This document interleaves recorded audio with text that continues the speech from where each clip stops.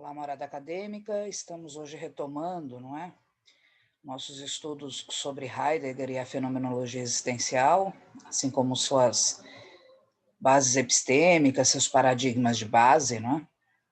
Para isso eu indico também um livro interessantíssimo, do Jean Beffré, Introduções às Filosofias da Existência, que é um livro que traz, toda o percurso de um dos maiores interlocutores da fenomenologia, inclusive de um diálogo mítico entre Heidegger e Sartre. Muito bem escrito, uma linguagem generosa até, se considerar a dificuldade que às vezes a fenomenologia nos dá, do ponto de vista de uma linguagem mais hermética.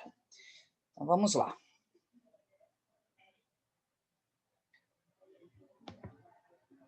Compartilhar com vocês a tela.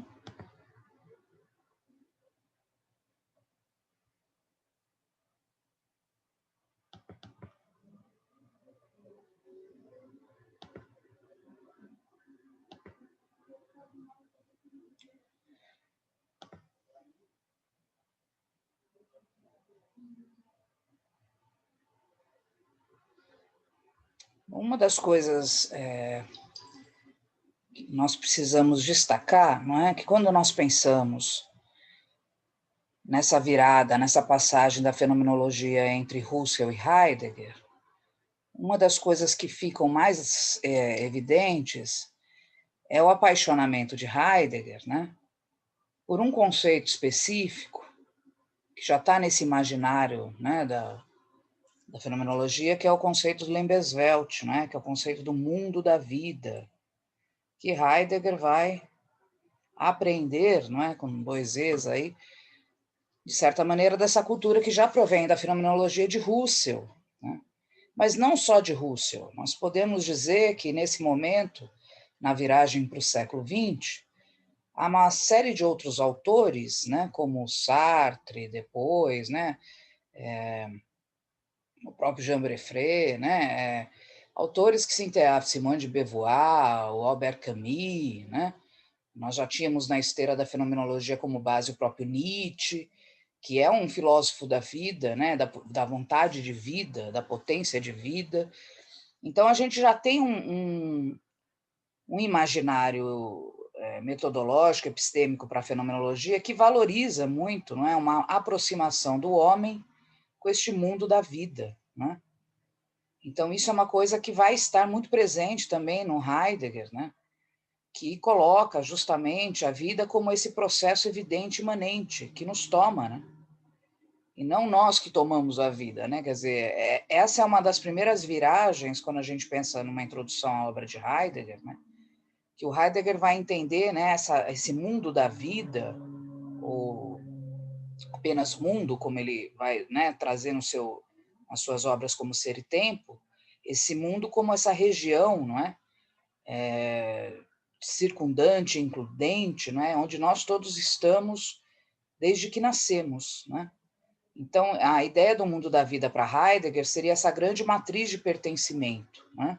E que é um pertencimento que passa pela via da significabilidade, ou seja, né, é uma via que nos traz uma discussão sobre o sentido dessa existência, né? O Sartre vai nos lembrar de maneira muito interessante no Ser e o Nada, né, que nós primeiro existimos, né?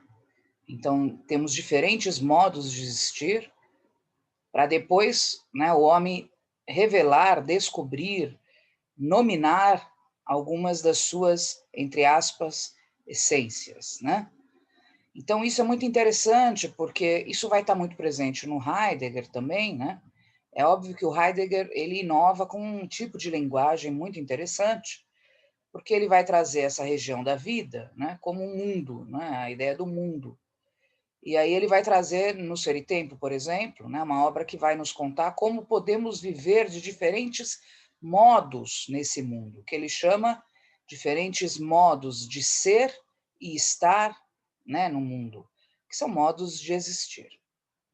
Modos fáticos, porque são factuais, estão dados imanentemente, e vivenciais, né, porque se transformam em vivências com toda uma grande potência hermenêutica. O que quer dizer isso? Nós vivemos e a todo momento estamos significando o que vivemos, não é? Aliás, isso também já está, né, sendo dito para a fenomenologia desde o Dilthey, por exemplo, né, como é que é um grande nome de pressuposto das fenomenologias, né? Então, para o próprio Heidegger, né, não faz sentido discutir a questão do ser, né, que é uma questão ontológica, que para ele justamente a modernidade nublou, né, tornou o que ele diz um encobrimento da questão do ser, né, como se tivesse descido uma névoa sobre essa discussão, né? Então não faz sentido discutir o ser se não for no mundo, diante a vida, com a vida, né? Ou seja, de novo, na fenomenologia, uma preocupação muito grande com essa ideia do Lembeswelt, que em 1924 Husserl coloca, né? E que vai se transformar para Heidegger na ideia de ser traço no traço mundo. Esses hífens, não é? Eles servem também com uma conotação de conexão. Então, é muito comum nós encontrarmos, não é, esses termos heideggerianos traduzidos para o nosso português com esses hífens, tá? Isso é algo que, né, temos que estar sempre chamando a atenção. Então, se a gente quer entender a fenomenologia existencial heideggeriana, não é? Uma das coisas que a gente tem que lembrar é justamente o valor da vida, que vai ser traduzido como ser no mundo, como modos de existir, não é? E que são modos de existir vivenciais, não é? Nós vamos falar mais à frente modos de existir que estão sempre perambulando entre um modo de existir próprio, autêntico, criativo, né? Mas também modos de existir impessoais, apáticos, decadentes, né? Isso faz parte da existência humana na visão desses autores, né? Tanto que nós temos em todos eles uma atmosfera que nos leva sempre a pensar esses modos de existir, né? Em busca de tornar-se, né, a si mesmos, ou seja, né, são existires que se fazem, né, nesse eterno questionamento existencial sobre o que somos, né? É nesse sentido que o ser vai ser discutido em Heidegger, né? O ser ele é questionado pelo ente a todo momento, né, sobre sua existência. Quer dizer, o que sou, quando morro, quando morrerei, posso morrer ou não, né? Por que sinto dor? Porque às vezes a vida parece sem sentido ou com sentido e de repente some o sentido. Quando nós, nos nossos cotidianos fáticos, vivenciais, nos questionamos sobre essas coisas, no fundo nós estamos exercendo, não é?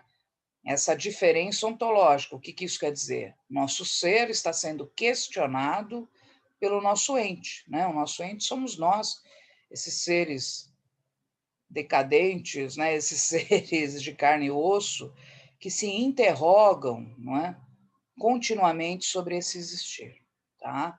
Por isso que para Heidegger, né, nós sempre vamos ter uma inter-relação entre o ser e o ente, uma inter-relação de questionamento, de incômodo, né? Por isso que o ente não é a mesma coisa que o ser.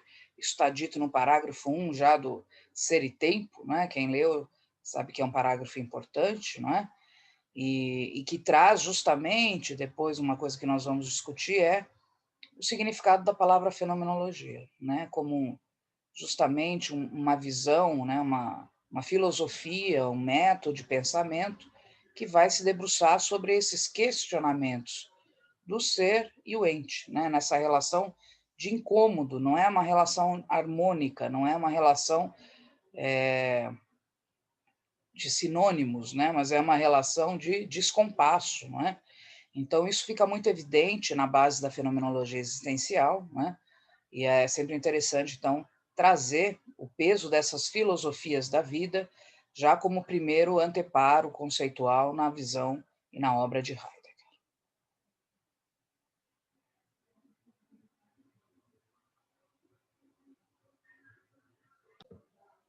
Nós estamos falando, né, de um grande pensador, que é considerado um dos nomes mais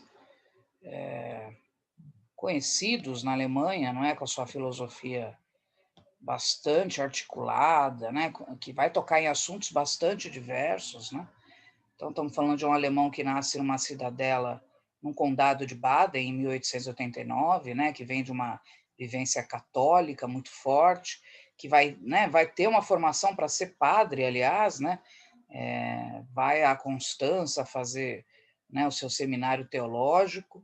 Porém, nesse meio tempo, o Martin Heidegger conhece alguns filósofos, né, como Dilthey, como o próprio Brentano, alcança a obra de Russell, né, e em meio a isso, então, ele faz uma grande virada em sua obra, né, entrando no curso em Freiburg de Ciências Naturais e Filosofia. E aí realmente nós temos uma virada importante na vida de Heidegger, né, que vai trazendo uma releitura no início muito próxima a Russell, né, mas depois cada vez mais distante de alguns conceitos de Russell, né. É um autor que vai buscar também nas filosofias gregas anteparo para suas discussões, então volta a Parmênides, né, volta a Aristóteles, lê muito os filósofos da Idade Média, como os Duns Scotus, o tomismo, né, vários sujeitos que discutiam a existência de Deus, né, como um grande ser absoluto.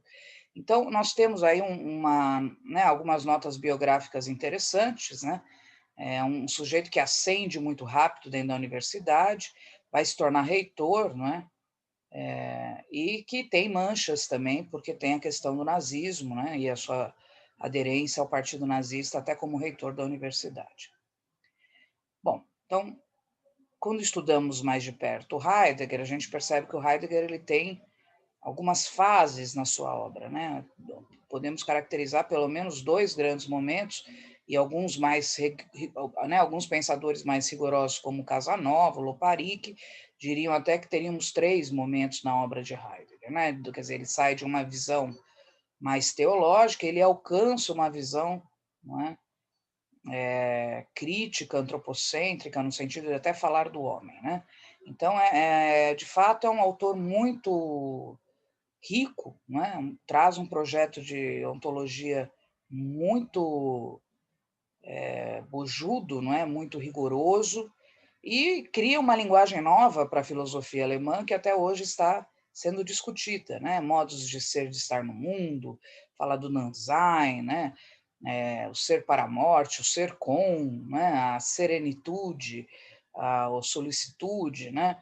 O cuidado como sorge aí, quer dizer, ele vai ter, não é? E vai nos deixar um amplo legado, né? É um sujeito que deixa com a sua primazia, né, e com o seu requinte filosófico uma obra realmente bastante interessante para ser estudada, né? Não é uma obra fácil, não é? A obra de Heidegger é uma obra hermética, precisa ser estudada sempre com apoio, né, de outros autores, com apoio também, não é, da marca do tempo, eu diria, quer dizer, preciso paciência para estudar Heidegger, né? É um autor que cria uma forma de pensamento, que eles chamam método da fenomenologia, uma outra forma de pensamento, não é? E que nós, ocidentais, muitas vezes, né, não temos essa facilitação com relação ao encontro, inclusive do pensamento filosófico, não é? Uma das coisas que está no Heidegger, não é, dentro desse horizonte de um grande projeto filosófico que enaltece o mundo da vida, né, que para ele será o mundo, né, o ser no mundo aí, é uma preocupação radical sobre essa experiência, né, dessa busca pelo ter a mim mesmo, né, que também está no Kierkegaard, por exemplo, como um autor existencialista importante, não é, que vai estar também nas psicologias humanistas, né. Ou seja, quando o homem vive, né, ele tem a possibilidade, isso é uma possibilidade, não é, de se assumir como um eu sou muito próprio, né?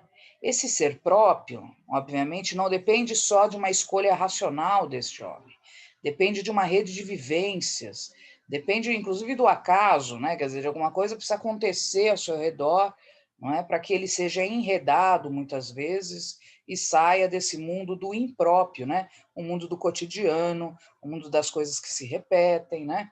Então, uma das coisas que o Heidegger vai trabalhar na sua obra, não é, é justamente de que maneira nós podemos operar, não é, no nosso cotidiano um chamamento pelo ser, ou seja, abrir, né, uma clareira, aí, um termo que ele gosta bastante, de discussões para se buscar, não é, uma vida mais própria, né, junto ao mundo, com o mundo, né? Essa é uma discussão muito pertinente à filosofia fenomenológica existencial, né? E que depois também vai transpassar para Danzai Análise. Então, isso é uma coisa que, né, já se chama muito atenção, né? Para Heidegger, na obra Ser e Tempo, não é, o fenômeno da vida é histórico, né? Não histórico enquanto macroestrutura histórica, linear, como a gente aprendeu na escola, inclusive, né? Mas ele diz, o homem, não é? Ele vive sempre como um acontecimento, ou seja, o homem vive no movimento da vida, né? Que é antinômico, ou seja, contraditório, não é? E o homem é livre e, portanto, o homem, não é, vive na abertura entre o mundo e o seu ser, né? Há inúmeras possibilidades de existir e diante essa grandiosidade de inúmeras formas de existir, o homem tem que escolher. Daí diria, inclusive, Sartre, né, que daria, né, o Sartre fala, é essa escolha que nos puxaria para a angústia, inclusive, né? Então, isso é uma coisa interessante, porque Heidegger, já no Ser e o Tempo, né, traz várias visões de homem, de vida, de história, que estão lá, né? A vida como um acontecimento histórico, aberto, o homem como um ser ontologicamente livre, não é? Que tem, né, o bônus da escolha, né, mas tem um ônus de ter que escolher. E esse ter que escolher, né, não é só um poder escolher, é ter que escolher. É nesse ter que escolher, né, é que nós construímos, por exemplo, as nossas éticas, os nossos códigos morais, né? Então, para Heidegger, o homem não nasce com um código ético-moral pronto, né? Não existe uma forma única de ser e estar no mundo, né? Mas essa abertura ontológica, esta liberdade, joga este homem justamente na premência da escolha e, portanto, também num projeto ético, né? Ao escolher, eu escolho eticamente. Isso é uma coisa que a gente vai voltar a conversar, mas faz muito sentido e é muito comentado, né, a partir de Heidegger, tá?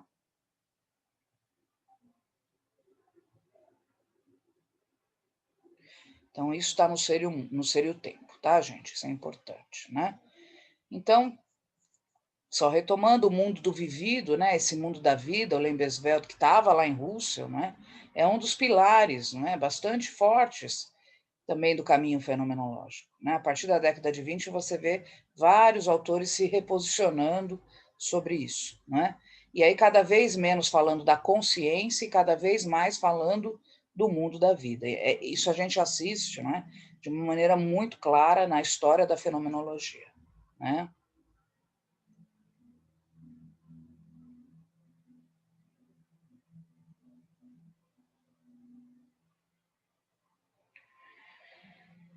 Bom, então, isso seria uma das coisas que eu teria hoje para trazer, para introduzir o Heidegger, não é?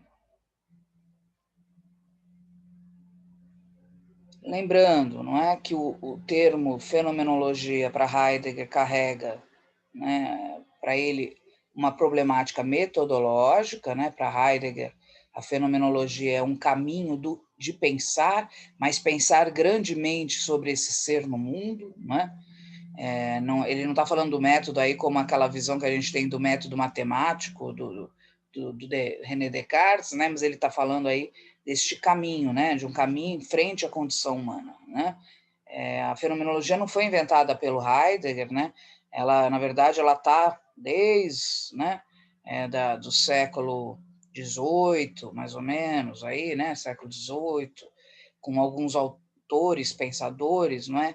Você tinha muita gente da área teológica usando esse termo, né? Como o Pierre Terriat, que é um anglicano teólogo, né? Um padre, depois também que vai falar em 1940 do fenômeno humano, onde também falaria dessa necessidade de cuidar das condições humanas, uma visão até mais cosmológica, né?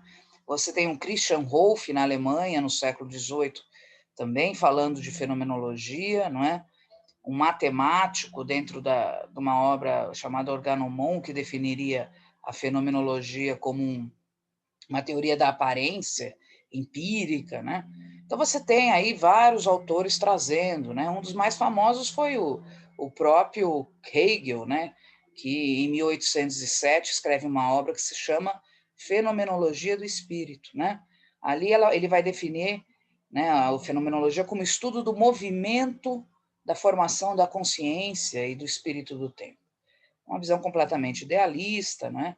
Mas, enfim, era um termo que já tinha uma história semântica, né?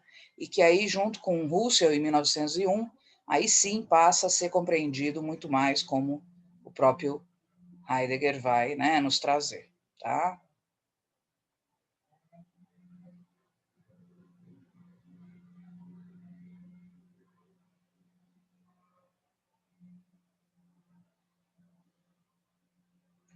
Bom, é para ser, na verdade, uma conversa mais inicial sobre, né, a questão heideggeriana, principalmente,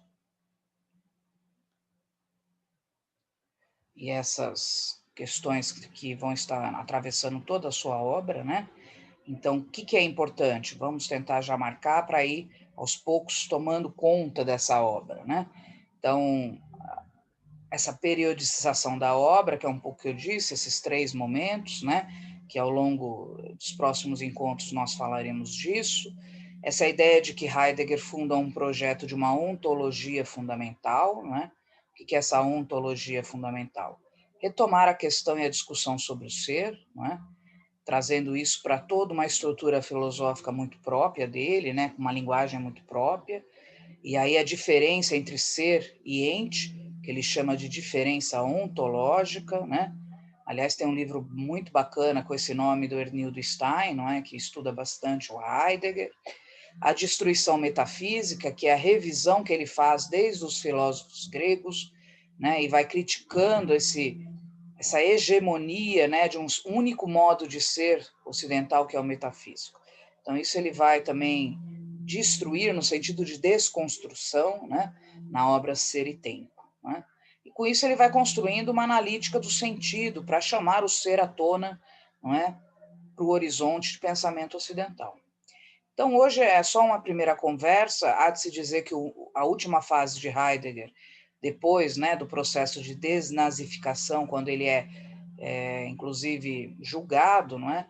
O Heidegger se aproxima muito das questões do homem contemporâneo do seu tempo, né? Então, ele vai falar da questão da técnica, da questão da origem da obra de arte, a questão né, da velocidade do mundo moderno.